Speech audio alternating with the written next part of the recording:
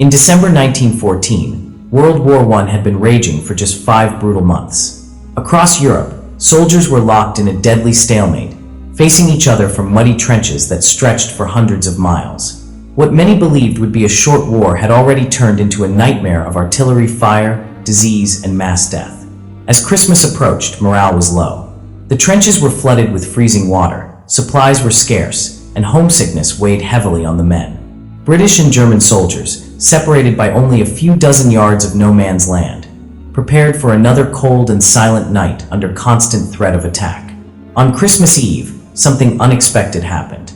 From the German trenches, British soldiers began to hear singing. Familiar carols echoed across the battlefield, including Silent Night. Instead of gunfire, the air carried music. British troops cautiously responded with their own songs, and for the first time in months, the sound of war faded into silence. By Christmas morning, unarmed soldiers began to climb out of their trenches. What followed was one of the most extraordinary moments of the war. Enemies met in no man's land, shaking hands, exchanging cigarettes, chocolate, buttons, and small gifts. Some soldiers showed photographs of their families back home. Others shared stories, realizing how similar their lives truly were. The truce allowed both sides to recover the bodies of fallen comrades who had been lying in the open for weeks. Together, they buried the dead, often holding joint memorial services. For a brief moment, humanity replaced hatred.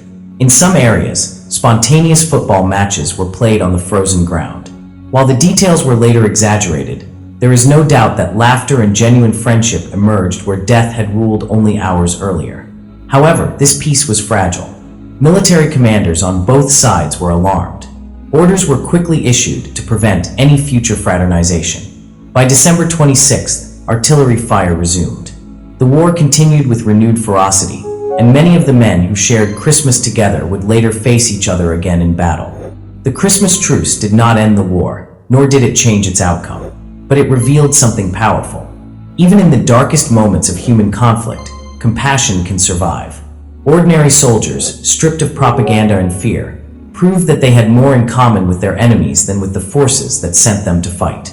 Today, the Christmas Truce of 1914 stands as a reminder that peace is not impossible, even in war. It remains one of history's most moving examples of shared humanity, born not from treaties or politics, but from simple human connection.